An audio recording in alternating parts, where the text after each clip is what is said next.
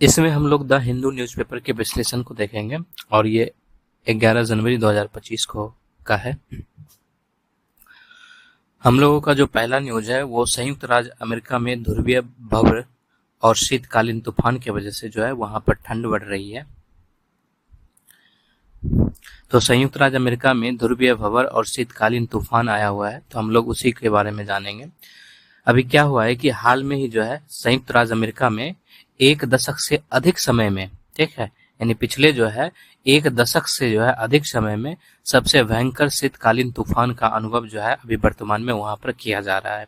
और ये जो अमेरिका में शीतकालीन तूफान आया है उसका कारण जो है ध्रुवीय भंवर को माना जा रहा है। तो हम लोग जो है ध्रुवीय भंवर को देखते हैं। ध्रुवीय भंवर क्या होता है? तो ये जो है निम्न दाब और शीत वायु का एक वृहद क्षेत्र होता है, यानी कि जहां पर ये चीजें होती है वहां पर पहली चीजें जो दाब है वो निम्न स्तर पर चला जाता है और जो वायु है वो ठंडा हो जाता है। तो निम्न दाब और शीत वायु का जो है एक वृहद क्षेत्र होता है, एक बड़ा क्षेत्र होता है जो पृथ्वी के ध्रुवीय क्षेत्रों के चारों ओर घूर्णन करता है। जो पृथ्वी का ध्रुवीय क्षेत्र है, यानी कि जैसे कि ये नॉर्थ पोल है, जैसे इसमें दिख रहा है ये नॉर्थ पोल है, तो इसी के जो चारों तरफ है जो ध्रुवीय भंवर है वो चारों तरफ जो है इस तरह से घूमते रहता है और यहाँ पर जो है दाब निम्न पाया जाता है और जो वायु है वो भी शीत रहता है, वो भी ठंडा रहता है। और इस वजह से जो है अमेरिका में शीतकालीन तूफान आया हुआ है। ये जो है 2 रूपों में विद्यमान है। एक क्षोभ मंडलीय ध्रुवीय भंवर होता है और एक समताप मंडलीय ध्रुवीय भंवर होता है। क्षोभ मंडलीय ध्रुवीय भंवर वो है जो वायुमंडल के सबसे निचली परत में विद्यमान रहता है। जो वायुमंडल है उसके अगर सबसे निचले परत में जो है जो भंवर विद्यमान रहता है, यानी कि लगभग 10 से 15 किलोमीटर तक, उसको क्षोभ मंडलीय ध्रुवीय भंवर कहा जाता है।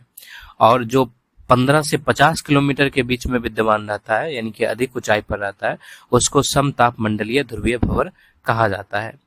क्षोभ मंडलीय ध्रुवीय भंवर अधिकांश मौसमी घटनाओं के लिए उत्तरदायी है, जबकि जो समताप मंडलीय ध्रुवीय भंवर है वो शरद ऋतु के दौरान सबसे अधिक शक्तिशाली होता है और ग्रीष्म ऋतु में जो है वो लुप्त हो जाता है। ठीक, तो संयुक्त राज्य अमेरिका में जो है 1 दशक से अधिक समय में सबसे भयंकर शीतकालीन तूफान का अनुभव किया है और जिसका मुख्य कारण जो है ध्रुवीय भंवर है। और ध्रुवीय भंवर क्या होता है? तो ये जो है निम्न दाब और शीत वायु का जो है एक वृहद क्षेत्र है जो पृथ्वी के ध्रुवीय क्षेत्रों के चारों ओर घूर्णन करता है। ये 2 रूपों में विद्यमान है। एक रूप जो है क्षोभ मंडलीय ध्रुवीय भंवर का है जो 10 से 15 किलोमीटर की ऊंचाई पर पाया जाता है, यानी निचली परत पर पाया जाता है, ये वायुमंडल की निचली परत में पाया जाता है। और एक जो है समताप मंडलीय ध्रुवीय भंवर है जो अधिक ऊंचाई पर, यानी कि 15 से 50 किलोमीटर पर पाया जाता है। जो क्षोभ मंडलीय ध्रुवीय भंवर है वो अधिकांश मौसमी घटनाओं के लिए उत्तरदायी होता है, जबकि वहीं पर जो समताप मंडलीय ध्रुवीय भंवर है वो शरद ऋतु के दौरान जो है सबसे अधिक शक्तिशाली होता है। वहीं पर ग्रीष्म ऋतु में जो है वो लुप्त हो जाता है। तो ध्रुवीय भंवर जो है अत्यधिक शीत का कारण कैसे बनता है? जो ध्रुवीय भंवर है वो अत्यधिक शीत का कारण कैसे बन जाता है?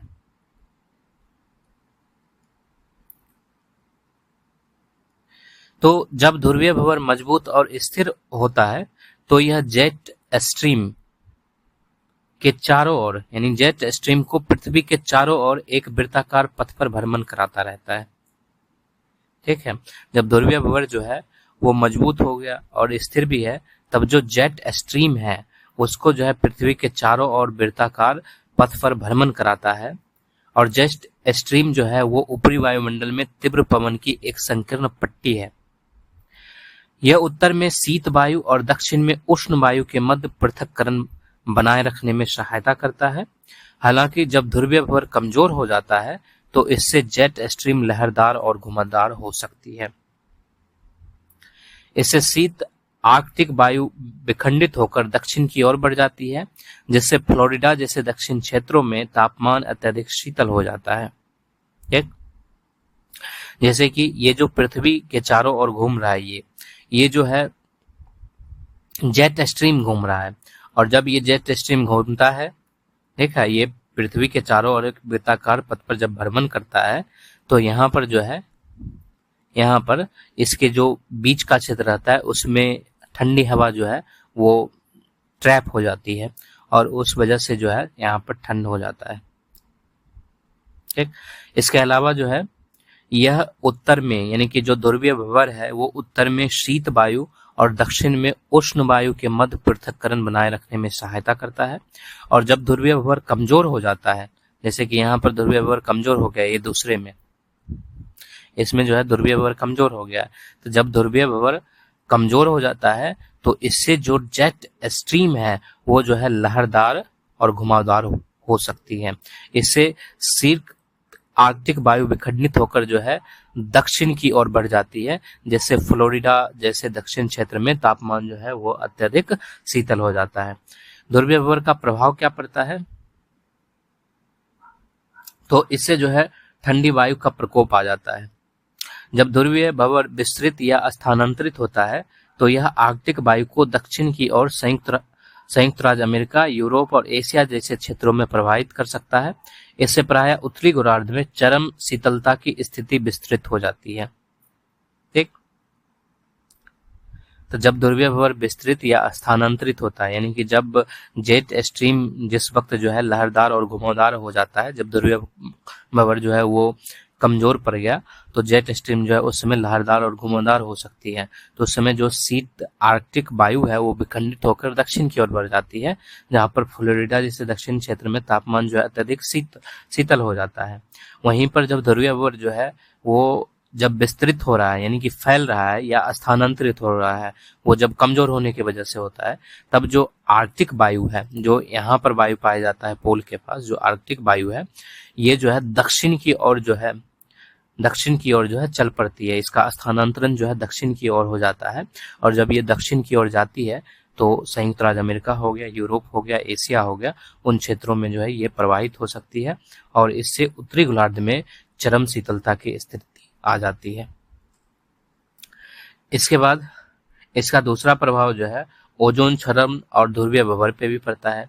जैसे कि ध्रुवीय भंवर जो है शीत वायु को ट्रैप कर लेता है, जैसे कि यहाँ पर दिख रहा है, ये जो कोल्ड एयर है इसको जो है ध्रुवीय भंवर जो है वो ट्रैप किए हुए है। तो इससे जो अंटार्कटिका पर जो है इससे ओजोन क्षरण होता है और निम्न तापमान के कारण हानिकारक कैलोरी यौगिक एकत्रित हो जाते हैं, जिससे ओजोन परत विघटित हो जाता है और इसके परिणाम स्वरूप अंटार्कटिका के ऊपर ओजोन क्षेत्र का निर्माण हो रहा है। तो ओजोन क्षेत्र के निर्माण होने में जो है ध्रुवीय भंवर का भी हाथ रहता है, क्योंकि ध्रुवीय भंवर जो है वो वायु को ट्रैप करती है और जब वायु ट्रैप होता है, जो ठंडी वायु जो है वो ट्रैप होता है, इससे जो है अंटार्कटिका पर ओजोन का क्षरण होता है। क्योंकि निम्न तापमान वाला जो वायु है, ठीक है, वो हानिकारक कैलोरीन जो होता है उसको एक जगह इकट्ठा कर देता है और जब ये कैलोरीन इकट्ठा होती है तो ये जो है ओजोन परत को विघटित करता है और इसके वजह से अंटार्कटिका में जो है जो ऊपरी ओजोन छिद्र है उसका निर्माण जो है इसी वजह से हो रहा है। तो इसका ये भी प्रभाव होता है। तीसरा प्रभाव जो है विमानन पर पड़ता है। यह भूमि के तापमान को अत्यधिक निम्न कर सकता है और शीत ऋतु में वर्षा में वृद्धि कर निम्न विमान परिचालन को प्रभावित कर सकता है। ठीक है, तो इससे क्या होता है, इससे तापमान जो है बहुत कम हो जाता है और शीत ऋतु में जो है वर्षा की भी घटना देखने को मिलती है और जब वर्षा की घटना होती है तो विमान परिचालन वगैरह जो है इससे प्रभावित होता है। इसके अलावा जो है भारत पर प्रभाव क्या पड़ता है, तो जब ध्रुवीय भंवर जो है वो कमजोर होता है तो हम लोगों ने ऊपर में देखा कि जब ध्रुवीय भंवर कमजोर होता है तो इससे जो जेट स्ट्रीम है ये जो है लहरदार और घुमावदार हो रही है और इससे क्या होता है कि जो यहाँ पर कोल्ड वायु ट्रैप था, ठीक है, और ये जो है क्या होगा, अब ये इसका बिखराव हो जाएगा, ये विस्तारित हो जाएगा, तो ये जो है दक्षिण की ओर बढ़ने लगती है। तो फ्लोरिडा जैसे दक्षिण क्षेत्र में तापमान अत्यधिक नीचे चला जाता है। इसके अलावा इसका प्रभाव जो है एशिया में भी आ जाता है और एशिया की तरफ जो है भारत में जो पश्चिमी विक्षोभ है, भारत में जो पश्चिमी विक्षोभ है उसमें वृद्धि कर देता है और पश्चिमी विक्षोभ के कारण जो है हम लोग जैसा कि जानते हैं जो पश्चिमी हिमालय है वहां पर भारी बर्फबारी भी हो रही है और तापमान जो है वो निम्न स्तर पर चला जाता है। तो इसका ये कारण है। इसके बाद जो अगला है हिमालय क्षेत्र में भूकंप जो आया था उसको लेकर है। हाल ही में जो है नेपाल के निकट पश्चिमी चीन में 7.1 तीव्रता का शक्तिशाली भूकंप आया। ठीक है, नेपाल के निकट यानी नेपाल में भी था और पश्चिमी चीन में भी जो है इसकी तीव्रता देखी गई, जो 7.1 तीव्रता का शक्तिशाली भूकंप था। और इस भूकंप का जो केंद्र था वो तिब्बत में माना जा रहा है। तिब्बत का जो सिगास्ते क्षेत्र है उसके टिंगरी काउंट में जो है इसका केंद्र पाया गया है, जो एक महत्वपूर्ण स्थान है क्योंकि यह माउंट एवरेस्ट के लिए प्रवेश द्वार के रूप में कार्य करता है। ठीक, तो इसका केंद्र कहाँ, तिब्बत के सिगास्ते क्षेत्र के टिंगरिंग काउंट में पाया गया है। और टिंगरिंग काउंट जो है वो माउंट एवरेस्ट के प्रवेश द्वार के रूप में भी जाना जाता है। भूकंप का मुख्य आघात संभवतः ल्हासा क्षेत्र में हुआ, जो एक विशिष्ट भूप्रपटी का खंड है जो प्रमुख जल विद्युत परियोजनाओं में शामिल है, जिसमें चीन द्वारा निर्माणाधीन विश्व का सबसे बड़ा जल विद्युत बांध भी सम्मिलित है। तो भूकंप जो है उसका सबसे आघात जो है उसका जो दुष्परिणाम है वो ल्हासा में देखा गया। और ल्हासा जो है एक विशिष्ट भूप्रपटी का क्षेत्र है, वहां पर कई सारे जल विद्युत परियोजनाएं बनी हुई है जो चीन के द्वारा वहां पर बनाया गया है। और अभी हाल में ही जो है चीन के द्वारा ब्रह्मपुत्रा नदी पर एक सबसे बड़ा जल विद्युत बांध बनाए जाने की भी घोषणा किया गया है, जिसका विरोध भारत कर रहा है। तो वहां पर बहुत सारे जल विद्युत परियोजना बनाए गए हैं। तो इस वजह से जो प्रकृति के साथ खेल हो रहा है उसका परिणाम जो है वो ल्हासा क्षेत्र में देखने को मिला। तो भूकंप क्या है, तो भूकंप जो है पृथ्वी के सतह के नीचे होने वाली विक्षोभ के कारण उत्पन्न धरातल का कंपन है। जो पृथ्वी की सतह है उसके नीचे जो विक्षोभ आता है उस वजह से वहां पर कंपन उत्पन्न होता है और वो कंपन जो है धरातल तक पहुंचता है। ठीक है, जब दो ब्लॉक जो है एक भ्रंश के साथ एक दूसरे के निकट घर्षण करते हैं तब जो है भूकंप आता है। इसके अलावा इस अचानक विक्षोभ के कारण संग्रहित प्रत्यास्थ तनाव ऊर्जा भूकंपीय तरंगों के रूप में जो है मुक्त हो जाती है और ये भूमि जो है कंपन करने लगती है। इसी को भूकंप कहा जाता है। तो भूकंप जो है पृथ्वी के सतह के नीचे होने वाले विक्षोभ के कारण उत्पन्न धरातल का कंपन है। ठीक है, जब दो ब्लॉक एक भ्रंश के साथ एक दूसरे के साथ निकट घर्षण करते हैं तो उसे भूकंप कहा जाता है। भूकंप का केंद्र और हाइपोसेंटर क्या होता है, तो पृथ्वी की सतह के नीचे वह स्थान जहां भूकंप उत्पन्न होता है उसे हाइपोसेंटर कहा जाता है। और पृथ्वी की सतह पर ठीक इसके ऊपर स्थित स्थान को जो है एपी सेंटर कहा जाता है। अगर ये पृथ्वी की सतह है, यहाँ पर भूकंप आया है तो इसको हाइपोसेंटर कहेंगे। और इसी के ठीक ऊपर जहां पर ये पहली दफा आ रहा है पृथ्वी पर उसको जो है एपी सेंटर कहा जाता है। भूकंप की तीव्रता को जो है रिएक्टर पैमाने पर जो है मापा जाता है।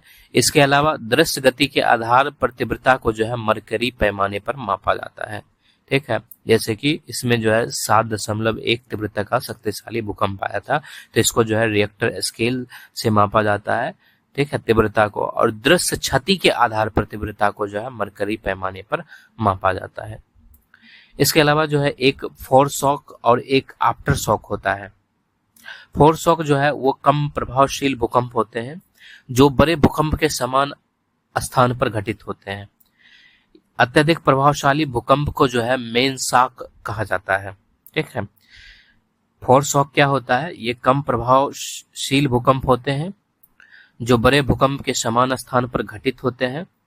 अत्यधिक प्रभावशाली मुख्य भूकंप को मेन शॉक कहा जाता है।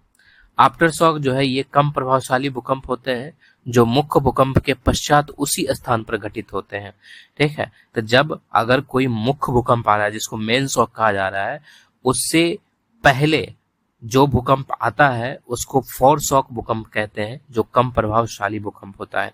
इसके अलावा जो मुख्य भूकंप है जिसको मेन शॉक कहा जा रहा है, उसके बाद जो भूकंप आता है वो भी कम प्रभावशाली भूकंप ही है, उसको जो है आफ्टर शॉक कहा जाता है।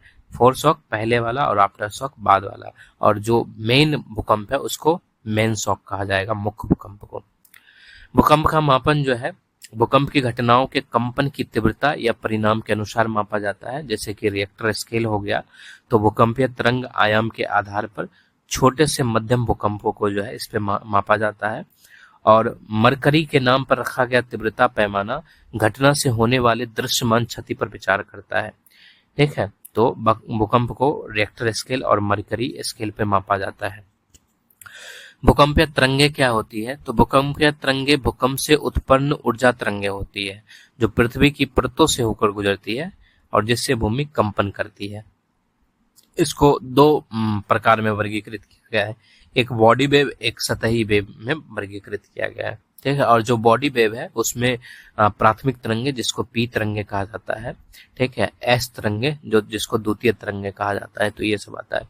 तो भूकंपीय तरंगे क्या है? तो भूकंपीय तरंगे जो है भूकंप से उत्पन्न ऊर्जा तरंगे होती है जो पृथ्वी की परतों से होकर गुजरती है और जिसे भूमि कंपन करती है, उसको भूकंपीय तरंग कहा जाता है। इसको दो प्रकार में वर्गीकृत किया गया है, एक जो है बॉडी वेव और एक सतही वेव में वर्गीकृत किया गया है। जो बॉडी वेव होता है ये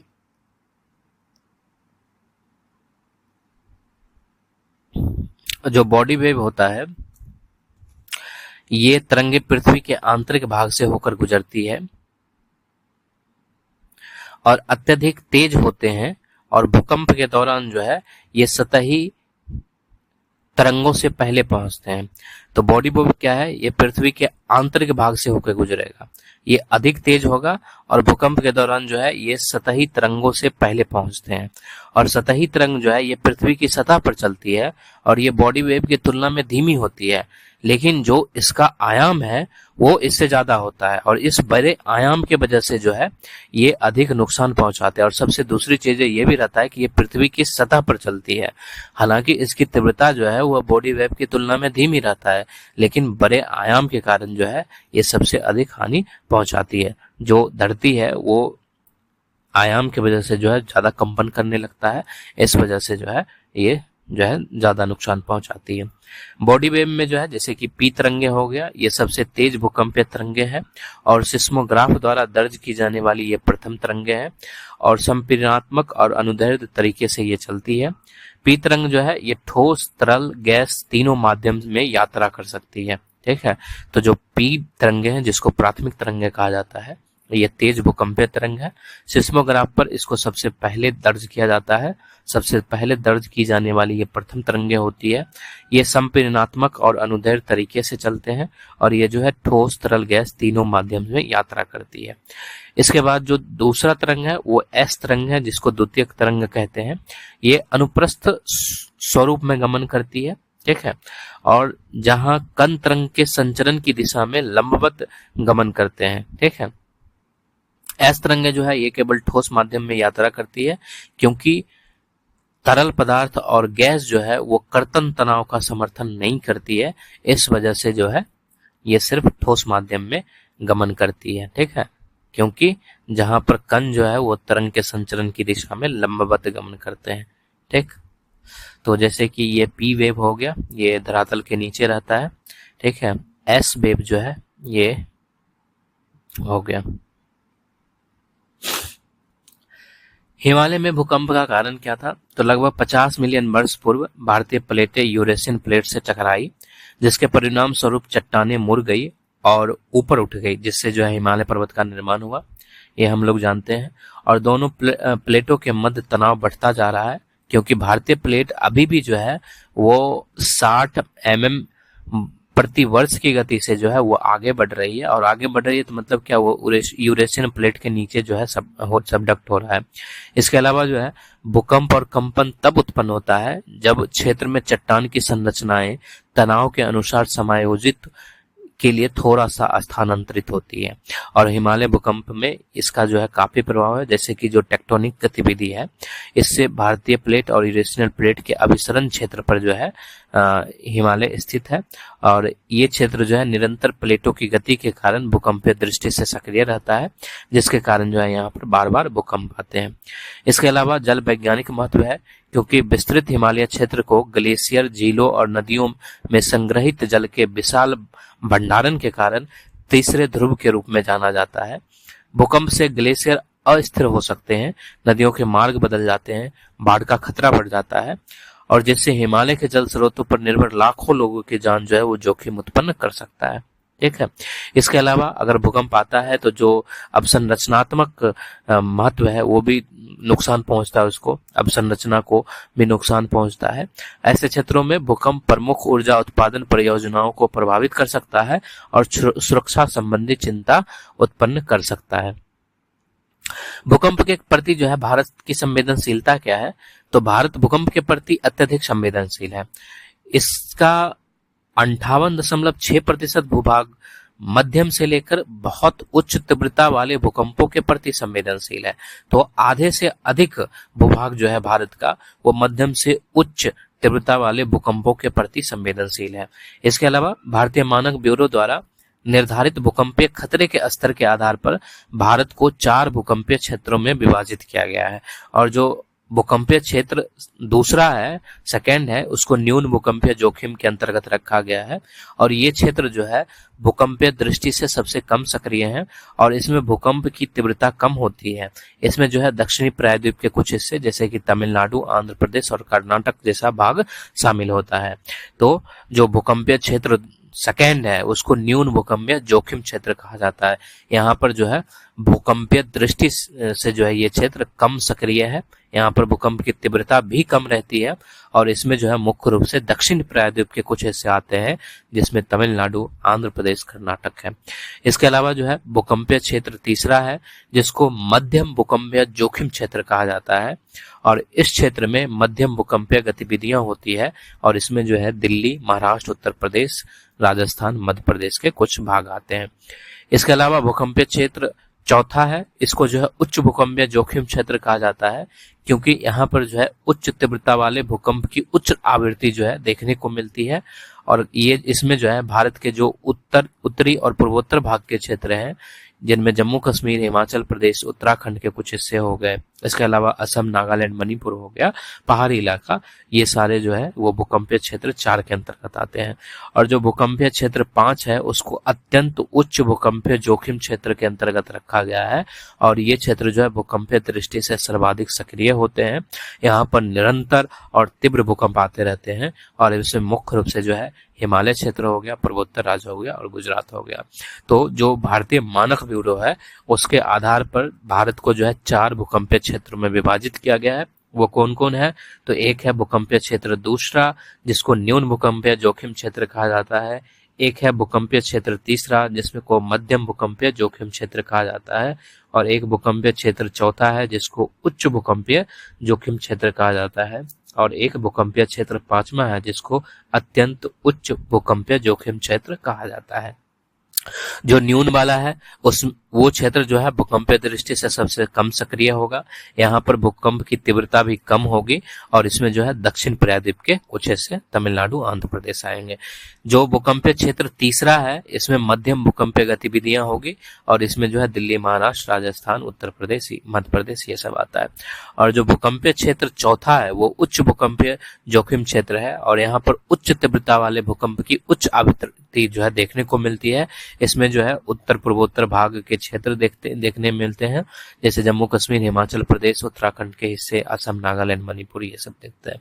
इसके अलावा जो भूकंपीय क्षेत्र 5वां है वो अत्यंत उच्च भूकंपीय जोखिम क्षेत्र है और ये भूकंपीय दृष्टि से सर्वाधिक सक्रिय है और यहाँ पर जो है निरंतर और तीव्र भूकंप आते रहते हैं और इसमें जो है हिमालय क्षेत्र, पूर्वोत्तर राज्य और गुजरात शामिल है।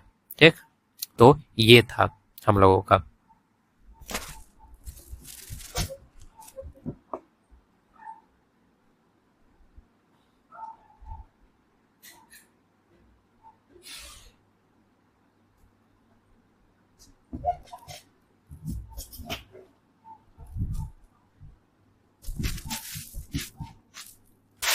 ठीक, इसके बाद हम लोग आगे बढ़ते हैं। अब जो अगला न्यूज है, सड़क दुर्घटना पीड़ितों के लिए कैशलेस उपचार योजना लाया गया है, तो हम लोग उसी पर चर्चा करेंगे। तो सड़क दुर्घटना पीड़ितों के लिए कैशलेस उपचार योजना लाया गया है। सड़क परिवहन एवं राजमार्ग मंत्रालय ने हाल ही में एक राष्ट्रव्यापी कैशलेस उपचार पहल की शुरुआत की है और इसका उद्देश्य है कि सड़क दुर्घटनाओं के पीड़ितों को आवश्यक सहायता प्रदान करना है। ठीक है, तो ये न्यूज में क्यों आया? तो जो सड़क परिवहन एवं राजमार्ग मंत्रालय है उसने हाल ही में जो है एक राष्ट्रव्यापी कैशलेस उपचार पहल की शुरुआत की है और इसका उद्देश्य है जो सड़क दुर्घटना होते हैं उसके जो पीड़ित होते हैं उसको आवश्यक सहायता इसके तहत जो है प्रदान किया जाएगा। यह योजना जो है 14 मार्च 2024 को प्रारंभ किए गए पायलट कार्यक्रम पर आधारित है, जिसे बाद में असम, पंजाब, हरियाणा और पुडुचेरी को शामिल करने के लिए विस्तारित किया गया है। तो इसको जो है पहले भी पायलट परियोजना के तहत लाया गया था। ये 14 मार्च 2024 को ये जो है पायलट कार्यक्रम के तहत जो है इस योजना को लाया गया था। अब जो है इसका विस्तार किया गया है और ये असम, पंजाब, हरियाणा, पुडुचेरी को शामिल करने के लिए विस्तारित किया गया है। इसका उद्देश्य जो है वाहन दुर्घटना के पीड़ितों को विशेष रूप से दुर्घटना के पश्चात के महत्वपूर्ण गोल्डन आवर के दौरान त्वरित चिकित्सा सहायता प्रदान करने के लिए एक ढांचा स्थापित किया गया है। ठीक है, और जैसा कि हम लोग जानते हैं ये गोल्डन आवर जो है जिस समय दुर्घटना होता है उस समय जो है जो अगला 1 घंटा है जो 1 आवर है उसको गोल्डन आवर कहा जाता है। तो ये गोल्डन आवर में जो है जो पीड़ित होते हैं उसके जान की जोखिम की जो संभावना है वो अत्यधिक होता है और अगर इस समय में जो है उसको सही ढंग से उपचार मिल जाए, उसको अस्पताल में भर्ती कराया जाए तो उसके जान बचने की जो है अधिक संभावना रहती है। तो इसलिए जो इसको यानी कि पहले घंटे को जो है गोल्डन आवर कहा जाता है। तो इसका उद्देश्य क्या है? तो इसका उद्देश्य है कि वाहन दुर्घटना के पीड़ितों को विशेष रूप से दुर्घटना के पश्चात महत्वपूर्ण गोल्डन आवर के दौरान त्वरित चिकित्सा सहायता प्रदान करने के लिए जो है ये ढांचा स्थापित किया गया है। इस योजना की मुख्य विशेषताएं क्या क्या हैं? तो ये जो है राष्ट्रव्यापी कवरेज है, यानी कि ये जो है पूरे देश इसमें शामिल होगा। ये योजना जो है अभी तक सड़क दुर्घटना पीड़ितों पर लागू होती है जो आयुष्मान भारत प्रधानमंत्री जन आरोग्य योजना के अंतर्गत अस्पतालों में आघात और बहु आघात मामले के लिए कैशलेस उपचार प्रदान करती है। प्रत्येक दुर्घटना पर 7 दिनों के लिए जो है 1.5 लाख रुपए तक का उपचार लागत की कवर की जाती है। इसके अलावा जो है इसका जो कार्यान्वयन रूपरेखा है वो राष्ट्रीय स्वास्थ्य प्राधिकरण को सुव्यवस्थित कार्यान्वयन के लिए पुलिस, अस्पताल और राज्य स्वास्थ्य प्राधिकरणों के साथ जो है सहयोग किया जाएगा और सहयोग करने के मामले में जो है निर्बाध पंजीकरण और दावा संस्करण सुनिश्चित करने के लिए ई विस्तृत दुर्घटना रिपोर्ट प्रणाली और NHA की लेन देन प्रबंधन प्रणाली का उपयोग किया जा सकता है। ठीक है, तो इसमें जो है कौन कौन इसके लाभार्थी हैं? तो ये योजना जो है अब सभी सड़क दुर्घटना पीड़ितों पर लागू होगी, इसलिए ये राष्ट्रव्यापी कवरेज योजना है। जो आयुष्मान भारत प्रधानमंत्री जन आरोग्य योजना के अंतर्गत अस्पताल में आघात और बहु आघात मामलों के लिए जो है ये कैशलेस उपचार प्रदान कर सकती है और प्रत्येक दुर्घटना पर 7 दिन के लिए 1.5 लाख रुपए तक का उपचार लागत कवर की जाती है। इसके अलावा जो है इसमें जो है राष्ट्रीय स्वास्थ्य प्राधिकरण, अस्पताल, पुलिस और राज्य स्वास्थ्य प्राधिकरण जो है ये तीनों चारों मिलकर जो है इस योजना को जो है पूरा करेंगे। ठीक है, इसके अलावा जो हिट एंड रन पीड़ित होता है उसके लिए सहायता की भी बातें इसमें किया गया है। हिट एंड रन दुर्घटना में मारे गए लोगों के परिवारों को जो है 2 लाख रुपए तक का मुआवजा जो है मिलेगा। ठीक है, इसका महत्व क्या है? तो जो सड़क दुर्घटनाएं हैं उसमें जो मृत्यु हो जाती है उस मृत्यु में कमी आएगा। जैसे कि आंकड़े बताते हैं 2024 में जो है 1.80 लाख मृत्यु हुई थी, जिसमें हेलमेट ना पहनने के कारण जो है लगभग 30,000 लोगों की मृत्यु हो गई और शैक्षणिक संस्थानों के पास बच्चों की जो है 10,000 मृत्यु जो है इसमें शामिल है। तो इस वजह से जो ये मृत्यु होता है इस मृत्यु में भी जो है कमी आएगा। इसके अलावा जो है ये व्यापक कवरेज योजना है, इसमें जो है सभी सड़क दुर्घटना पीड़ितों को शामिल किया गया है। तो ये जो है एक जीवन रक्षक उपाय का जो दायरा होता है उसको भी बढ़ाने का कार्य करेगा। इसके अलावा जो है ये कुशल कार्यान्वयन पे भी आधारित है, जैसे कि इसमें जो है उन्नत IT प्रणालियों का भी प्रयोग किया जा रहा है। तो जो नौकरशाही संबंधी समस्या होती है यानी कि जो ऑफिस का चक्कर लगाना होता है उसमें भी कमी आएगा। इसके अलावा जो है ये वित्तीय राहत प्रदान करता है, जैसे चाहे वो हिट एंड रन मामले में हो या कोई भी दुर्घटना के मामले में हो, तो यहाँ पर मुआवजा और पीड़ित के स्वास्थ्य के लिए जो है यहाँ पर उपचार की जो लागत होती है उन सब को जो है इसमें कवरेज किया गया है। तो ये योजना जो है वो काफी मायने रखती है सड़क दुर्घटना पीड़ितों के लिए कैशलेस उपचार योजना। ठीक, अब अगला जो है वो दिल्ली भूमि सुधार अधिनियम 1954 की धारा 33 और 81 को लेकर है। दिल्ली भूमि सुधार अधिनियम 1954 की धारा 33 और 81 को निरस्त करने की मांग उन आरोपों के पश्चात पुनः उठी कि केंद्र सरकार अपना वचन पूरा करने में विफल रहा है। ठीक है, तो हम लोग जो है इसी को देखेंगे कि दिल्ली भूमि सुधार अधिनियम क्या है। तो दिल्ली भूमि सुधार अधिनियम 1954 को जमींदारी प्रथा को संशोधित करने और दिल्ली में किराएदारी कानून को एकीकृत करने के लिए जो है इसको अधिनियमित किया गया था। इसने पंजाब काश्तकारी अधिनियम 1887, आगरा काश्तकारी अधिनियम 1901 और पंजाब भूमि राजस्व अधिनियम 1887 सहित विभिन्न अन्य अधिनियमों को जो है इसमें दोहराया करके मतलब एक किया गया है इसके तहत। इस अधिनियम ने भूमि स्वामियों को दो वर्गों में स्थापित किए, एक भूमिधर और एक असामी है। जब किसी गांव को शहरी क्षेत्र घोषित कर दिया जाता है तो वह दिल्ली भूमि सुधार अधिनियम द्वारा शासित नहीं होता है। यह दिल्ली नगर पालिका अधिनियम 1957 और दिल्ली विकास अधिनियम 1954 के अंतर्गत आता है। इसके अलावा दिल्ली भूमि सुधार अधिनियम 1954 की धारा 33 और 81 क्या है? तो धारा 33 जो है वो कहती है कि कृषि भूमि की बिक्री, उपहार या हस्तांतरण पर जो है ये प्रतिबंध लगाती है यदि ऐसे लेन देन के परिणाम स्वरूप स्वामी के पास 8 एकड़ से कम भूमि हो तो। ठीक है, यदि जो है ऐसे लेन देन के परिणाम स्वरूप स्वामी के पास जो है 8 एकड़ से कम भूमि है, ठीक है, तो और ये कृषि योग्य भूमि है तो उसके बिक्री, उपहार और हस्तांतरण पर प्रतिबंध लगाती है धारा 33। और इसका उद्देश्य क्या है? तो इसका उद्देश्य जो है कृषि जोतों के भूमि के विखंडन को रोकना है ताकि कृषि के लिए आर्थिक जो व्यवहार्यता है वो सुनिश्चित की जा सके। हालांकि इसमें जो है अपवाद के तौर पर जो है कुछ जमीन को रखा गया, जैसे कि जो धार्मिक या धर्मास्थ संस्था है या जो भूदान आंदोलन से जुड़े व्यक्ति को जमीन दिया गया था तो उसके स्थानांतरण की अनुमति इसमें दी गई है। इसके अलावा धारा 81 के अनुसार यदि भूमि का उपयोग गैर कृषि उद्देश्य जैसे कि आवास या वाणिज्यिक गतिविधियों के लिए किया जाता है तो भूमि मालिक को जो है बेदखल किया जा सकता है।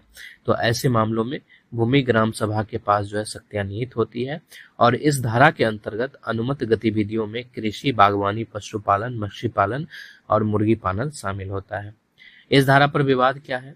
तो पुरानी जो प्रावधान है वो दिल्ली मुख्य रूप से कृषि क्षेत्र से अब शहरी केंद्र में बदल गया है, तो ये कानून जो है कम प्रासंगिक हो गया क्योंकि धारा जो 33 कहता है वो कृषि भूमि को बचाने के लिए लाया गया है।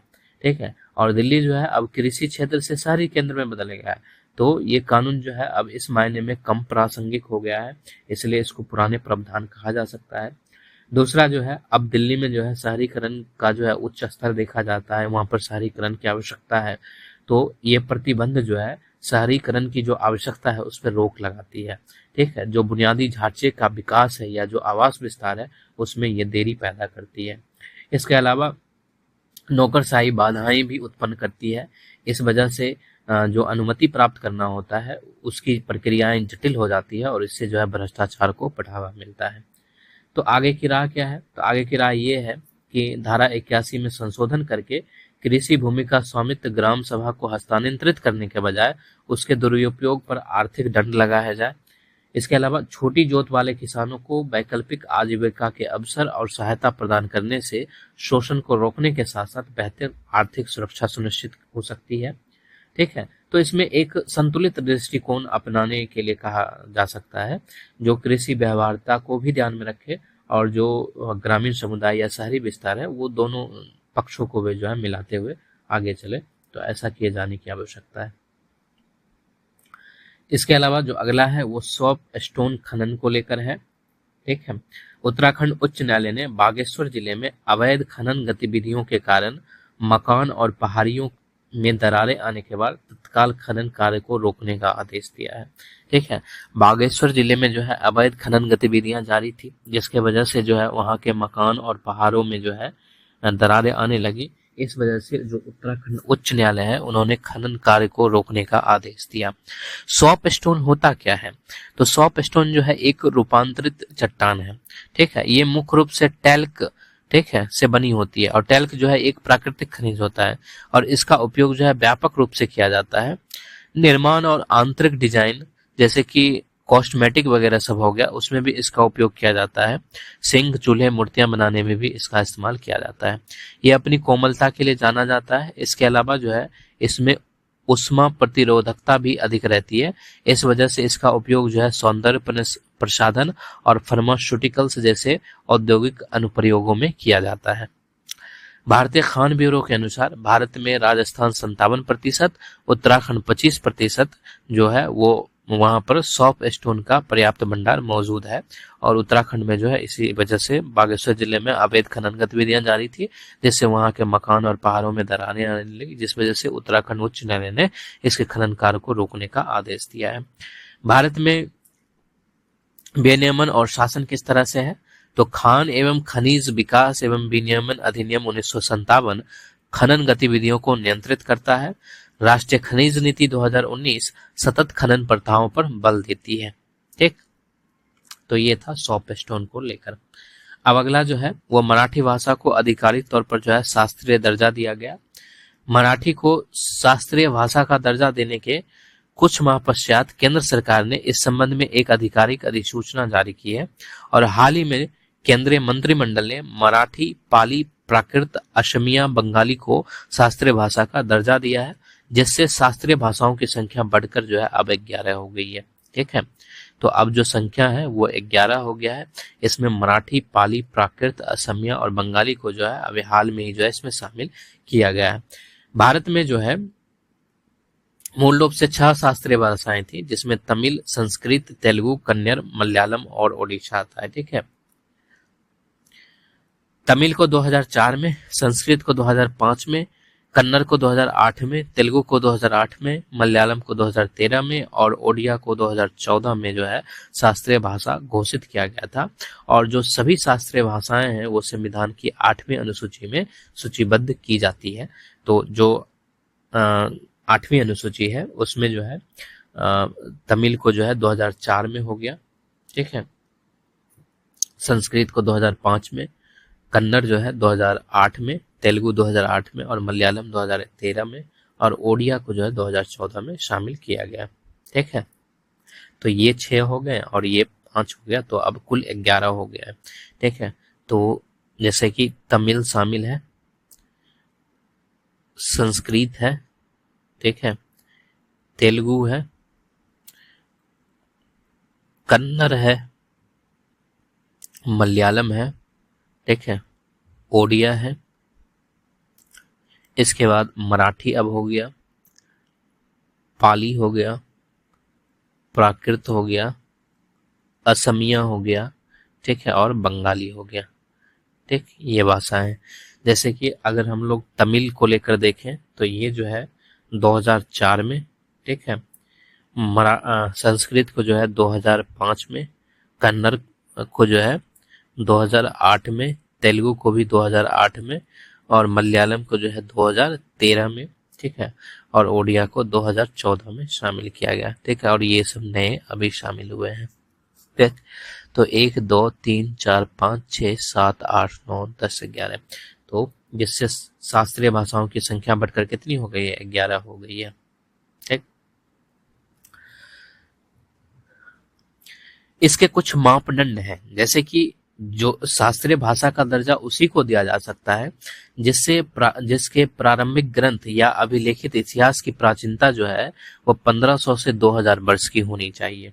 ठीक है, इसके अलावा जो है प्राचीन साहित्य या ग्रंथों का एक समूह जिसे बोलने वाली की पीढ़ियों द्वारा एक मूल्यवान विरासत माना जाता है, वो भी होनी चाहिए। इसके अलावा ज्ञान ग्रंथों की उपस्थिति, विशेष रूप से कविता, पुरालेखी या शिलालेखीय साक्ष्य के अतिरिक्त गद्य ग्रंथों की उपस्थिति होनी चाहिए। उक्त भाषा एवं साहित्य अपने आधुनिक प्रारूप से अलग होना चाहिए। इसका लाभ क्या है? तो शिक्षा मंत्रालय इसे बढ़ावा देने के लिए कुछ लाभ प्रदान करता है, जैसे कि उक्त भाषाओं के प्रतिष्ठित विद्वानों के लिए 2 प्रमुख वार्षिक अंतर्राष्ट्रीय पुरस्कार लाता है। इसके अलावा शास्त्रीय भाषा में अध्ययन के लिए उत्कृष्टता केंद्र की स्थापना की जाती है तथा विश्वविद्यालय अनुदान आयोग से अनुरोध है कि वह कम से कम केंद्रीय विश्वविद्यालयों में शास्त्रीय भाषा के लिए निश्चित संख्या में पीठों की स्थापना प्रारंभ करें। ठीक है, अब अगला जो है भारत की पुनर्गणना की गई तट रेखा 53 वर्षों में जो है 48% बढ़ी है। भारत की तट रेखा मात्र 5 दशकों में लगभग आधी हो गई। ठीक है, जैसे कि 1970 में जो है ये 7516 किलोमीटर से बढ़कर जो है अब 2023-24 में जो है 11,098 किलोमीटर हो गया है। बंगाल, गुजरात और गोवा जैसे राज्यों में तट रेखा में उल्लेखनीय वृद्धि हुई है, जबकि पुडुचेरी में जो है ये 10.4% की वहां पर कमी आई है। तो अब वर्तमान में जो तट रेखा है, ठीक है, वो 11,098 किलोमीटर हो गया है। ठीक है, पहले जो है तट रेखा को सीधी रेखा में भी नापा जाता था, अब जो है जिस तरह से ये घुमाव रहता है उस वजह से नापा जाता है, तो उस वजह से भी जो है इसमें वृद्धि हुई है। गुजरात की पुनर्गणना की गई तट रेखा 1970 में जो है वो 1214 किलोमीटर था, अब वो बढ़कर जो है, ठीक है, 2340 किलोमीटर यानी दुगुना हो गया है। इस अवधि के दौरान प्रतिशत की दृष्टि से जो है बंगाल में सबसे अधिक वृद्धि हुई है, जो 157 किलोमीटर से 721 किलोमीटर तक जो है वृद्धि हुआ है, वहां पर 357% की वृद्धि देखी गई है। राष्ट्रीय स्तर पर 1970 के आंकड़ों की तुलना में समुद्र तट की वृद्धि जो है वो 47.6% है, और नए सर्वेक्षण के अनुसार गुजरात ने में सबसे लंबी तटरेखा वाले राज्य के रूप में अपना स्थान बरकरार रखा है, जबकि तमिलनाडु ने आंध्र प्रदेश को पीछे छोड़ दिया है। इस वृद्धि का ये भी कारण है कि भारत के समुद्री पैरामीटर को मापने के लिए एक नई पद्धति का उपयोग किया गया है। पुरानी विधियां जो है वो सीधी रेखा दूरी माप पर निर्भर थी। वैज्ञानिक रूप से अद्यतन दृष्टिकोण राष्ट्रीय समुद्री सुरक्षा समन्वयक द्वारा विकसित किया गया है। इसमें खाड़ी, मुहाना, इनलेट और अन्य भू प्राकृतिक विज्ञान संबंधी विशेषता जैसे जटिल तटीय संरचनाओं का मापन जो है सम्मिलित है। इसके अलावा जो अगला है वो मियावाकी तकनीक को लेकर है, और प्रयागराज में जो कुंभ मेले का आयोजन किया जा रहा है वहां पर जो है अत्यधिक भीड़ आएगी, और इस भीड़ के लिए जो है उसको स्वच्छ हवा की आवश्यकता थी। इसलिए जो प्रयागराज नगर निगम था उसने आसपास के जो बंजर क्षेत्र थे उसको जो है मियावाकी तकनीक के द्वारा जो है हरे भरे वन में बदल दिया है। ठीक है, तो वो जो हरा भरा वन बनाया गया उसमें जो है मियावाकी तकनीक का उपयोग किया गया है। तो मियावाकी तकनीक है क्या? तो इसे पढ़ाया पॉट प्लांटेशन विधि के रूप में जाना जाता है। ठीक है, 1970 के दशक में प्रसिद्ध जापानी वनस्पति शास्त्री अकीरा मियावाकी द्वारा जो है इसको विकसित किया गया था। ये जो है छोटे शहरी स्थानों में घने जंगल बनाने की एक क्रांतिकारी विधि है। इसमें क्या होता है, इसमें पेड़ों और झाड़ियों को एक दूसरे के करीब लाना सम्मिलित है ताकि उनकी वृद्धि में तेजी आ सके, और इस तकनीक से पौधे 10 गुना तेजी से बढ़ते हैं, जिससे यह शहरी क्षेत्रों के लिए एक व्यवहारिक समाधान बन जाता है। इसका महत्व क्या है कि इस पद्धति से बंजर प्रदूषित भूमि को सफलतापूर्वक हरित पारिस्थितिकी तंत्र में परिवर्तन करने, साथ ही औद्योगिक कचरे का प्रबंधन करने और प्रदूषण पर अंकुश लगाने में सफलता मिल जाती है। ठीक है, और खास तौर पर इसमें जो देशज झाड़ियां होती है जो उस वातावरण में उगने के अनुकूल है, उस झाड़ियों उस पौधे का उपयोग किया जाता है, इसलिए जो है वो पौधे 10 गुना तेजी से बढ़ते हैं।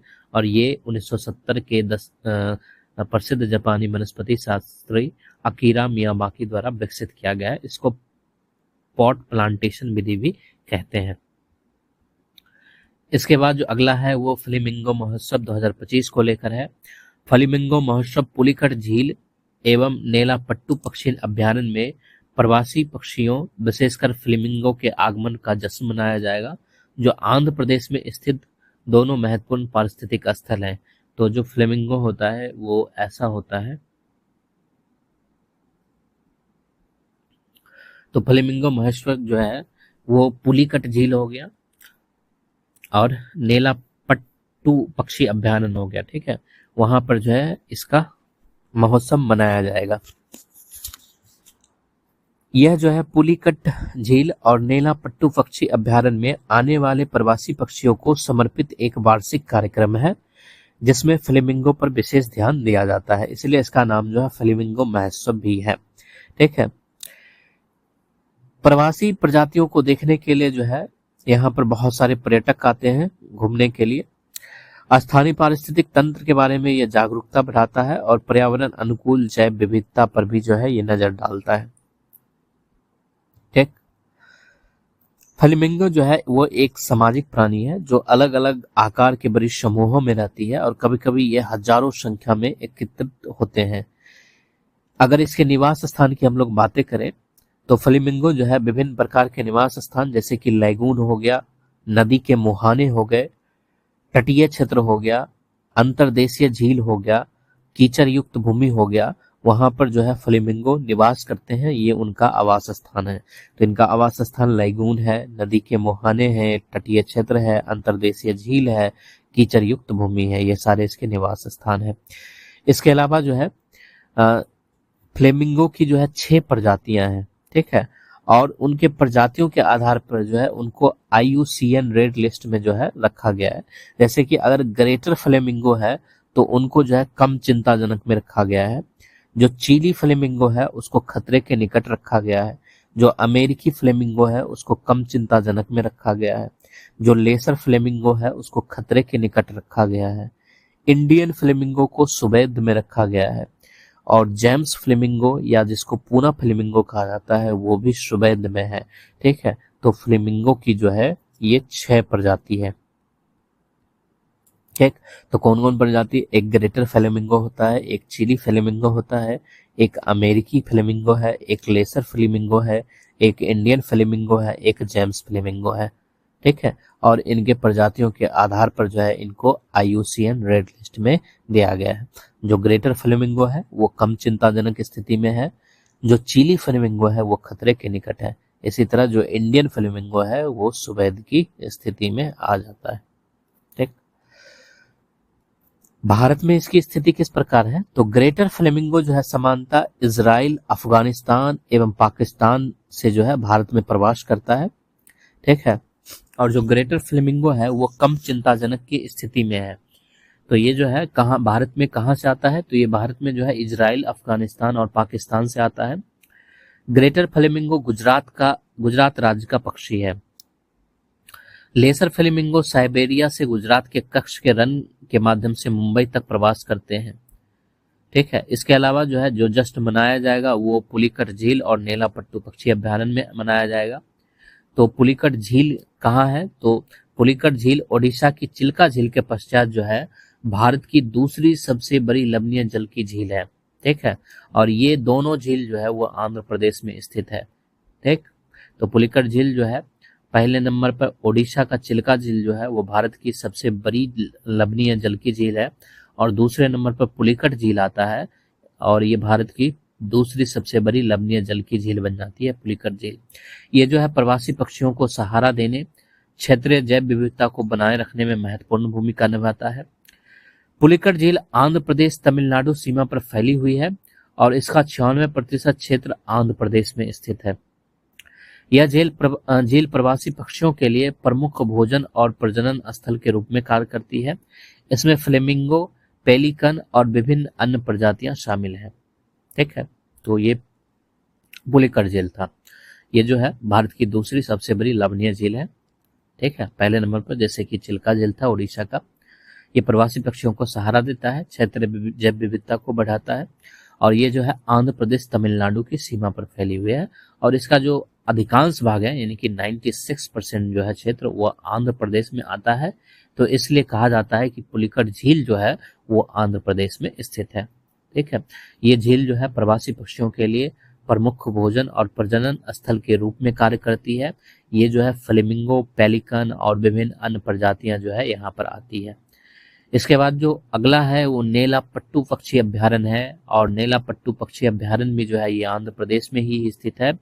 नेलापट्टू दक्षिण पूर्व एशिया में स्पॉट बिल्ड पेलिकन यानी पेलिकन्स फिलिपेसिस के लिए सबसे बड़ा प्रजनन स्थल है। यह इस क्षेत्र की सबसे महत्वपूर्ण पक्षी अभ्यारण्यों में से एक है। पुलिकट झील से लगभग 20 किलोमीटर उत्तर में यह जो है आंध्र प्रदेश तमिलनाडु सीमा पर स्थित है। यहाँ पे ये मंदिर सब नहीं होगा। ये अभ्यारण्य जो है आंध्र प्रदेश तमिलनाडु सीमा पर स्थित है और जैसा कि इसका अधिकांश भाग जो है आंध्र प्रदेश में, इसलिए जो है नेलापट्टू पक्षी अभ्यारण्य भी जो है आंध्र प्रदेश में है। इसके बाद जो अगला है वो अभ्यास सूर्य किरण को लेकर है और जो अभ्यास सूर्य किरण है ये भारत और नेपाल के मध्य जो है आयोजित होने वाला एक वार्षिक सैन्य संयुक्त अभ्यास है, संयुक्त सैन्य अभ्यास है, अभ्यास सूर्य किरण। ये भारत और नेपाल के बीच में होता है। तो ये जो है भारत और नेपाल के बीच में होता है, ठीक है।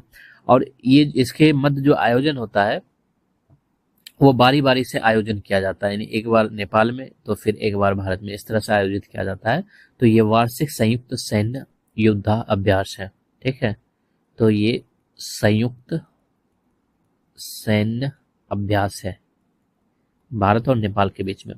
तो अभी जो हाल में हो रहा है वो 18वां संस्करण है।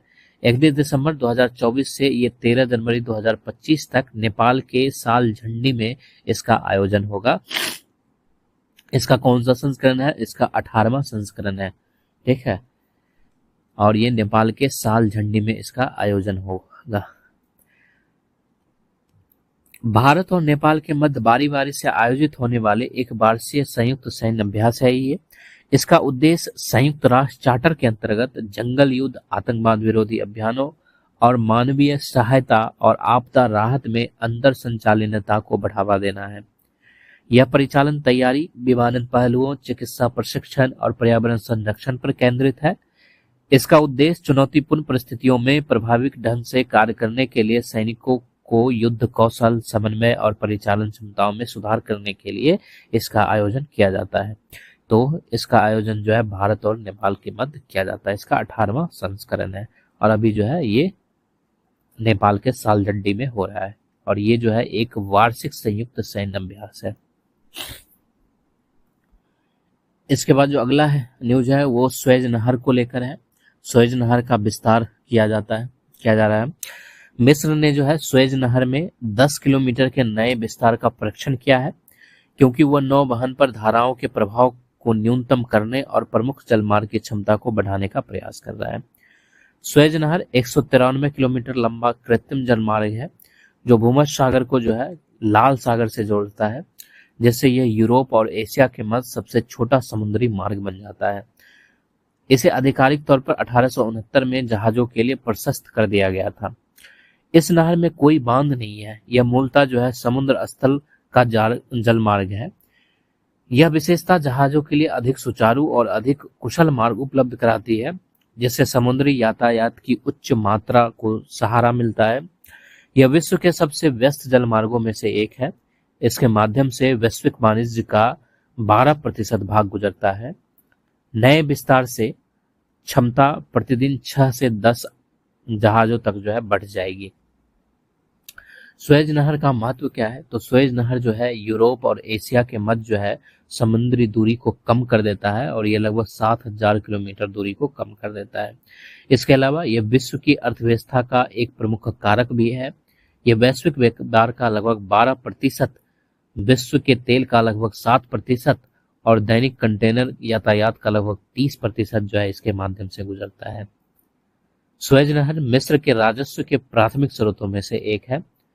नहर का निर्बाध संचालन वैश्विक आपूर्ति श्रृंखला के लिए महत्वपूर्ण है।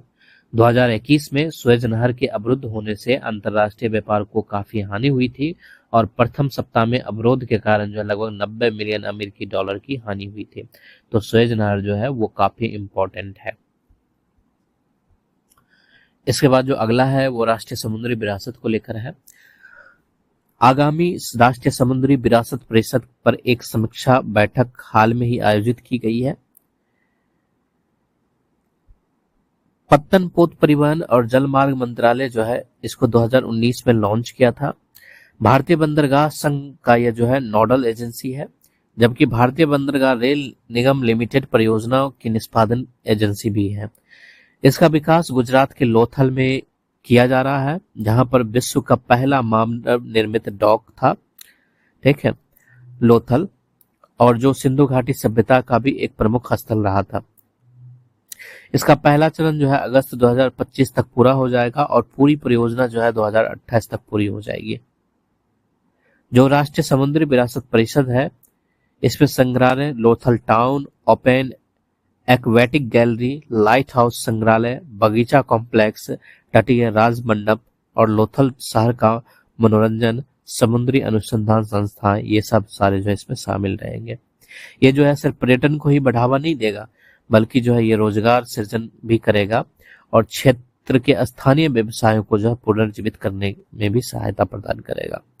लोथल जो है सिंधु घाटी सभ्यता यानी कि 2400 ईसा पूर्व वाला जो है उसका एक महत्वपूर्ण शहर था, जो अपने उन्नत डॉक, समृद्ध व्यापार और मनका निर्माण उद्योगों के लिए जो है जाना जाता था। मोहरे, औजार एवं मिट्टी के बर्तन सहित पुरातात्विक खोजें इसके समृद्ध सांस्कृतिक और आर्थिक इतिहास को प्रकट करती है। इससे यह हड़प्पा सभ्यता का एक प्रमुख स्थल बन जाता है। अब अगला जो है वो कैमरून द्वीप समूह को लेकर है। कैमरून में एनजीओ पपाए इंटरनेशनल दोगवाला इरिडा राष्ट्रीय उद्यान के 3 द्वीपों पर जो है अनाथ चिंपैंजी के लिए एक अभ्यारण्य चलाता है। कैमरून द्वीप समूह जो है ये कैमरून द्वीप कैमरून ज्वालामुखी रेखा से जुड़े ज्वालामुखी द्वीपों की श्रृंखला को संदर्भित करता है, जो गिनी की खाड़ी से अफ्रीका के मुख्य भूमि तक विस्तारित एक अद्वितीय भूवैज्ञानिक संरचना है।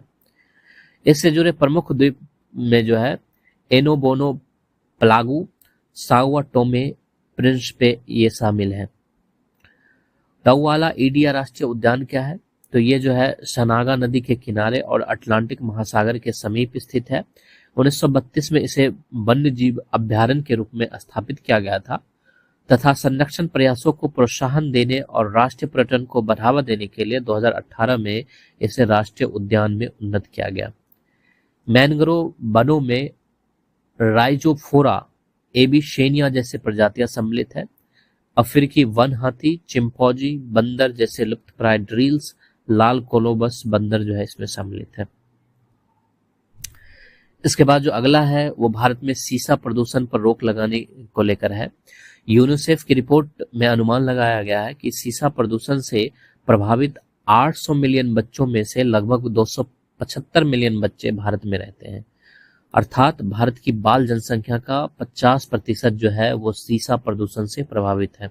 ठीक है, यानी कि सीसा प्रदूषण से जो है पूरे विश्व में 800 मिलियन बच्चे प्रभावित हैं और उसमें से जो है लगभग 275 मिलियन बच्चे जो है वो भारत में रहते हैं। सीसा है क्या? तो सीसा को लीड कहा जाता है। ये जो है नीले सफेद रंग का होता है।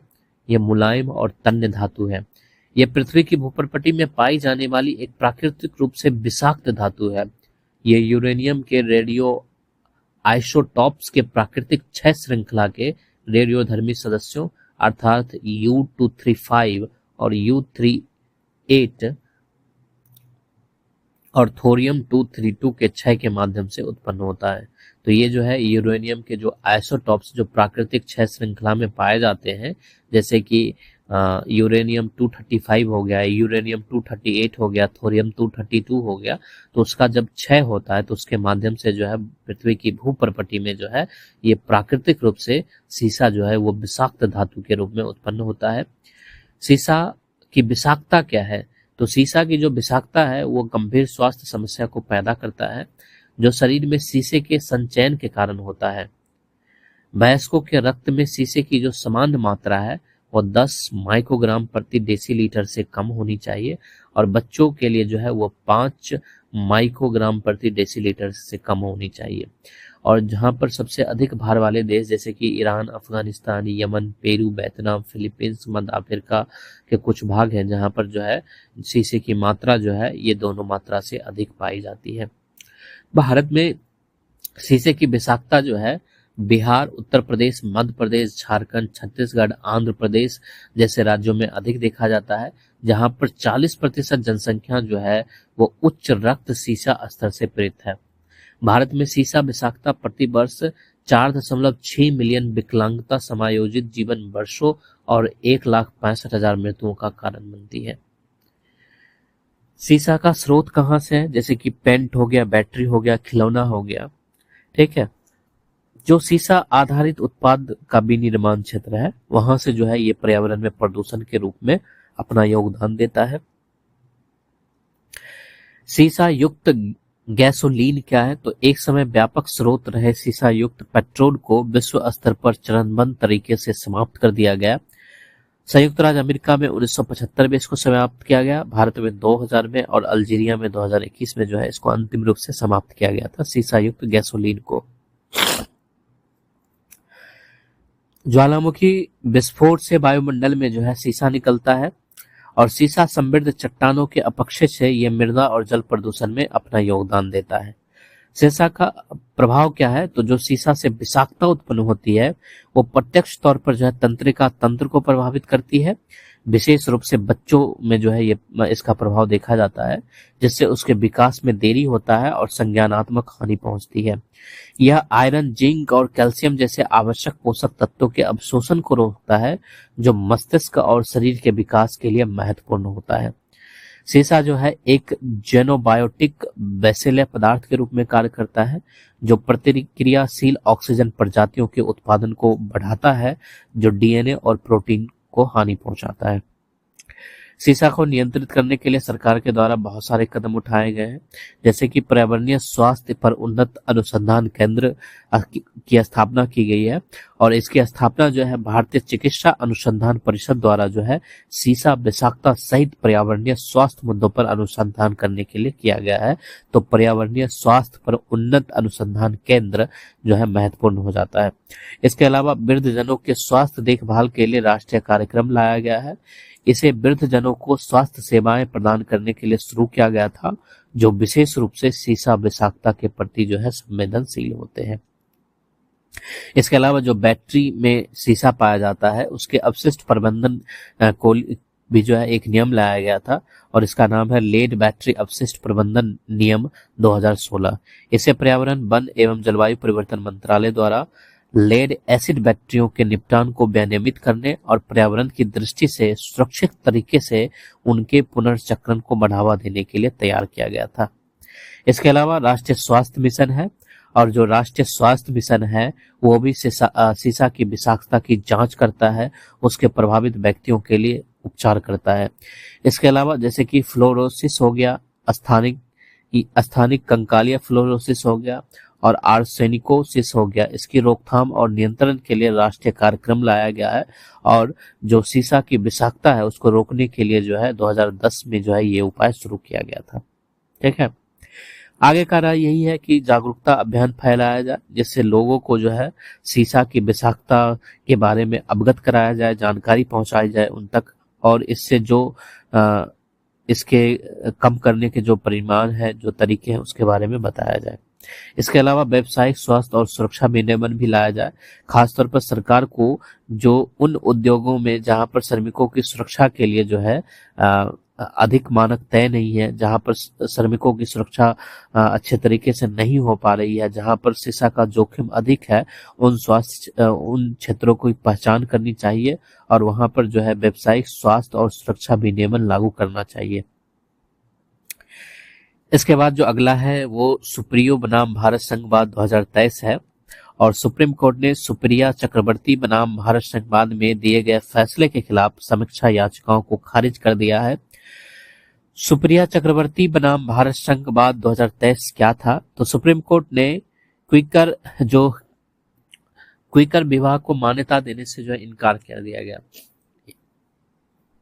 जो सेम सेक्स मैरिज होता है उसको मान्यता देने से जो है सुप्रीम कोर्ट ने इनकार कर दिया और सुप्रीम कोर्ट के द्वारा पहले भी कहा गया था कि ये जो है विधायिका पर जो है इसको छोड़ा गया है कि अगर विधायिका अगर लागू करना चाहती है तो वो लागू कर सकती है। तो उसी में जो आदेश दिया गया था पहले, उसी आदेश के पुनर्विचार के लिए जो है याचिका दायर की गई थी और उस याचिका को भी जो है सुप्रीम कोर्ट के द्वारा खारिज कर दिया गया है। तो सुप्रीम कोर्ट ने सेम सेक्स मैरिज को मान्यता देने से इनकार कर दिया और इस विषय को उन्होंने विधायिका पर छोड़ दिया है। क्विकर से तात्पर्य उन लोगों से है जो स्वयं को LGBTQ, लेस्बियन, गे, बाइसेक्सुअल, ट्रांसजेंडर, क्विकर, इंटरसेक्स के रूप में पहचानते हैं, वो सब जो है इनमें आता है। कोर्ट ने क्विकर समुदाय के अधिकारों का अध्ययन करने के लिए केंद्र को एक समिति गठित करने का निर्देश दिया था, लेकिन इनके विवाह को मान्यता देने से कोर्ट ने साफ इनकार कर दिया है। इस निर्देश के पालन में केंद्र ने कैबिनेट सचिव की अध्यक्षता में एक समिति गठित की है। कोर्ट ने कहा है कि क्विकर जोड़ों को बिना किसी हिंसा या हस्तक्षेप के एक साथ रहने का अधिकार है, लेकिन विवाह को मान्यता नहीं दी जाएगी क्योंकि इसका जो है समाज पर प्रतिकूल प्रभाव पड़ सकता है। ये भारतीय समाज जो है अभी भी इसके लिए तैयार नहीं है। हालांकि कुछ देश हैं जहां पर जो है जो सेम सेक्स मैरिज है उसको लागू किया गया है, लेकिन भारत जो है अभी इसके लिए तैयार नहीं है। इसके बाद जो अगला है वो किसान पहचान पत्र, किसान आईडी को लेकर है। केंद्र ने प्रधानमंत्री किसान सम्मान निधि योजना में नामांकन हेतु नए आवेदकों के लिए किसान आईडी प्राप्त करना अनिवार्य कर दिया है। पीएम किसान योजना सभी भूमि धारक किसान परिवारों को 3 समान किस्तों में प्रतिवर्ष 6,000 रुपए की आय सहायता प्रदान करती है। किसान पहचान पत्र के बारे में हम लोग जानते हैं। यह आधार जैसी डिजिटल पहचान किसानों को राज्य भूमि रिकॉर्डों से जोड़ती है और भूमि स्वामित्व की पुष्टि करती है। किसान पहचान पत्र के माध्यम से बनाए गए डेटाबेस को किसान रजिस्ट्री के नाम से जाना जाएगा। किसान रजिस्ट्री एग्री स्टैक के अंतर्गत 3 रजिस्ट्रियों में से एक है। अन्य रजिस्ट्रियां हैं जियो रेफरेंस, विजिलेंस मैप्स और फसल बुआई रजिस्ट्री। इसके बाद जो अगला है वो ई वे बिल को लेकर है। दिसंबर में ई वे बिल के 2 वर्षों में दूसरे उच्चतम स्तर पर पहुंच गया है। यह आपूर्ति श्रृंखला में सुधार को दर्शाता है। ई वे बिल राज्यों के भीतर और राज्यों के बीच 50,000 रुपए से अधिक मूल्यों के वस्तु के परिवहन के लिए अनिवार्य होता है। यह वस्तुओं की आवाजाही को ट्रैक करता है, इसलिए यह आर्थिक गतिविधियों के प्रारंभिक संकेतक के रूप में काम करता है। इसे जीएसटी कॉमन पोर्टल से ई वे बिल प्रणाली के तहत जनरेट किया जाता है। इसे पंजीकृत व्यक्तियों या ट्रांसपोर्टरों द्वारा जनरेट किया जाता है। 1 अप्रैल से ई वे बिल प्रणाली का उपयोग करने वाले सभी करदाताओं के लिए मल्टी फैक्टर ऑथेंटिकेशन अनिवार्य हो जाएगा। ठीक है, तो जो ई वे बिल है वो राज्यों के भीतर, राज्यों के बीच 50,000 से अधिक मूल्य की वस्तुओं के परिवहन के लिए जो है अनिवार्य है और इसको जीएसटी कॉमन पोर्टल से जो है जनरेट किया जाता है। इसके बाद जो है ध्रुव एडवांस लाइट हेलीकॉप्टर के बारे में है। हिंदुस्तान एरोनॉटिक्स लिमिटेड ने दावा किया है कि जो ध्रुव एडवांस लाइट हेलीकॉप्टर है DLAH, उसके फ्लाइट सेफ्टी रिकॉर्ड्स वैश्विक मानकों की तुलना में बेहतर है। ध्रुव एडवांस लाइट हेलीकॉप्टर के बारे में हम लोग जानते हैं, तो ये जो है दोहरे इंजन वाला विमान है। ये जो है हिंदुस्तान एरोनॉटिकल्स लिमिटेड द्वारा निर्मित स्वदेशी रूप से विकसित हेलीकॉप्टर है। यह हेलीकॉप्टर विविध भूमिकाओं और मल्टी मिशन आयामों के लिए डिजाइन किया गया है। इसका उपयोग सैन्य कार्यों के साथ साथ असैन्य कार्यों के लिए भी किया जा सकता है।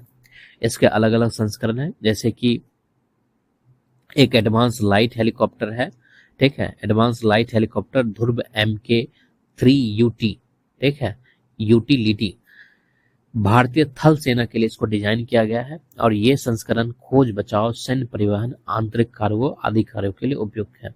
इसी तरह एडवांस लाइट हेलीकॉप्टर MK3MR है जो समुद्री भूमिकाओं के लिए है। ये भारतीय तटरक्षक बल के लिए डिजाइन किया गया है और यह संस्करण समुद्री निगरानी, अवरोधन, खोज बचाव और रैपलिंग ऑपरेशन जैसे कार्यों के लिए उपयुक्त है। इसके बाद जो अगला है वो एनीमिया फोन को लेकर है। कॉर्नेल विश्वविद्यालय द्वारा विकसित एनीमिया फोन तकनीक को ICMR को हस्तांतरित कर दिया गया है। इससे आयरन की कमी का तेजी और सटीकता के साथ लागत प्रभावी आकलन करने में मदद मिलेगी। ICMR इसे पूरे देश में एनीमिया, महिला स्वास्थ्य एवं मातृ एवं शिशु स्वास्थ्य के लिए अपने प्रोग्राम में एकीकृत करेगा। भारत में एनीमिया की स्थिति क्या है? तो एनीमिया एक ऐसी स्थिति है जिसमें लाल रक्त कोशिकाओं की संख्या या उनमें हीमोग्लोबिन की मात्रा सामान्य से कम हो जाती है। नेशनल फैमिली हेल्थ सर्वे के 5वें रिपोर्ट के अनुसार यह 59% किशोरियों, 57% महिलाओं जो कि 15 से 49 वर्ष की है और 67% बच्चों जो 6 से 59 महीने के हैं उसको प्रभावित करता है। एनीमिया मुक्त भारत रणनीति एनीमिया को कम करने के लिए लाइफ साइकिल अप्रोच के तहत 6x6x6 दृष्टिकोण का उपयोग करती है और जो ये दृष्टिकोण है उसमें 6 का मतलब जो है 6 लक्षित लाभार्थी समूह, 6 हस्तक्षेप और 6 संस्थागत तंत्र से संबंधित है। इसके बाद जो अगला है वो मेक्सिको की खाड़ी को लेकर है। अमेरिकी राष्ट्रपति ने मेक्सिको की खाड़ी का नाम बदलकर अमेरिकी खाड़ी रखने का प्रस्ताव प्रस्तुत किया गया है। जो मैक्सिको की खाड़ी है इस खाड़ी की सीमा जो है उत्तर में संयुक्त राज्य अमेरिका, पश्चिम और दक्षिण में मैक्सिको और दक्षिण पूर्व में क्यूबा से लगती है। यह खाड़ी फ्लोरिडा जलमंडल के माध्यम से अटलांटिक महासागर से और युकाटन चैनल के माध्यम से कैरेबियन सागर से जुड़ती है। इसमें कई सारी नदियां गिरती है, जैसे कि मिसिसिपी हो गया, रियो ग्रांड हो गया, ये सारी नदियां जो है इसमें गिरती है। संयुक्त राज्य अमेरिका, मैक्सिको और क्यूबा का पर जो है इस पे साझा नियंत्रण और स्वामित्व है। इसका महत्व क्या है, तो विशाल महाद्वीपीय शेल्फ, तेल और प्राकृतिक गैस निष्कर्षण, मत्स्य पालन में जो है इसका महत्व है। मैक्सिको की खाड़ी के जल का तापमान उच्च होता है, जो हरिकेन और भंवर के लिए अनुकूल परिस्थितियां बनाता है। इसके अलावा इसकी वातावरणीय दशाएं भी प्रतिकूल स्थितियां उत्पन्न करती है। ठीक है, तो इसका जो है अमेरिकी राष्ट्रपति ने इसका नाम बदलना चाह रहे हैं वो, और अमेरिका की खाड़ी करना चाह रहे हैं। इसकी सीमा जो है उत्तर में संयुक्त राज्य अमेरिका और दक्षिण पश्चिम में मैक्सिको और दक्षिण पूर्व में क्यूबा से लगता है। ठीक है, और ये जो है फ्लोरिडा जलमंडल के माध्यम से अटलांटिक महासागर से और युकाटन चैनल के माध्यम से कैरेबियन सागर से जुड़ती है। इसके बाद जो अगला है वो एम्पायर बीज को लेकर है। नीति आयोग के महिला उद्यमिता मंच ने एम्पायर बीज सपनों की उड़ान लॉन्च किया है। जो महिला उद्यमिता मंच है उसको 2018 में नीति आयोग में एक एग्रीगेटर प्लेटफॉर्म के रूप में इनक्यूबेट किया गया था। 2022 में यह सार्वजनिक निजी भागीदारी में परिवर्तित हो गया। एम्पायर बीज क्या है, तो महिला उद्यमियों को आवश्यक कौशल और संसाधन प्रदान करने के लिए उन्हें सशक्त बनाना है। यह महत्वाकांक्षी महिला उद्यमियों को खुदरा प्रबंधन, डिजिटल उपकरण, वित्तीय साक्षरता और व्यवसाय विकास पर मार्गदर्शन प्रदान करेगा। इसके बाद जो अगला है वो सरफेस एनहांस्ड रमन स्पेक्ट्रोस्कोपी को लेकर है। वैज्ञानिकों ने संधारणीय और दक्ष नैनो उत्प्रेरक विकसित किए हैं। इनका उपयोग पर्यावरण सुधार, नैनो स्केल इलेक्ट्रॉनिक्स और सरफेस एनहांस्ड रमन स्पेक्ट्रोस्कोपिक्स में किया जा सकता है। तो सरफेस एनहांस्ड रमन स्पेक्ट्रोस्कोपिक है क्या, तो ये जो है अत्यधिक संवेदनशील तकनीक है। इसे नैनो संचरित पदार्थों द्वारा समर्पित अणुओं के रमन परिकीर्णन को बढ़ावा देने के लिए विकसित किया गया है। रमन स्पेक्ट्रोस्कोपी एक नॉन डिस्ट्रीब्यूटिव रासायनिक विश्लेषण तकनीक है। यह पदार्थ के बारे में निम्नलिखित जानकारी प्रदान करती है, जैसे कि रासायनिक संरचना और पहचान, आंतरिक तनाव और खिंचाव, संदूषण और अशुद्धता। इसका उपयोग जो है नैनो प्रौद्योगिकी हो गया, बायोमेडिसिन हो गया, खाद्य विज्ञान हो गया, पर्यावरण विश्लेषण हो गया, जैव रसायन और बायोसेंसिंग आदि में इसका उपयोग किया जा सकता है। इसके बाद जो अगला है वो चाड को लेकर है, और चाड की राजधानी जो है एनजामेना है। ये चाड है। हाल ही में चाड के राष्ट्रपति भवन परिसर में हुए हमले में कई लोगों के मारे जाने की सूचना मिली है।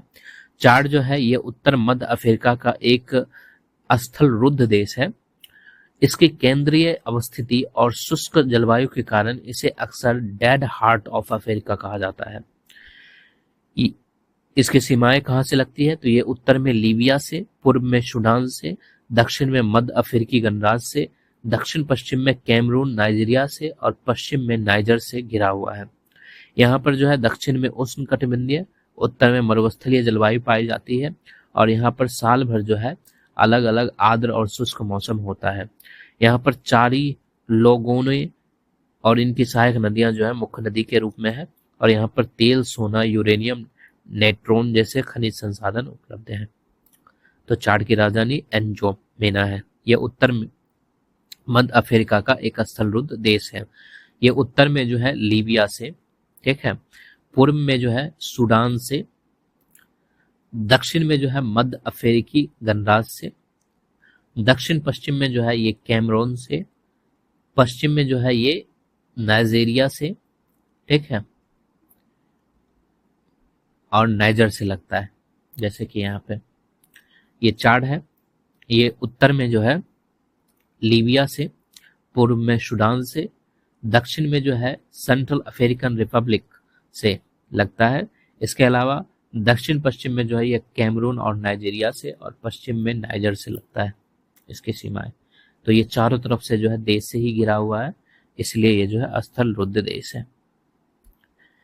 बस इसमें हम लोग यहीं तक रखते हैं।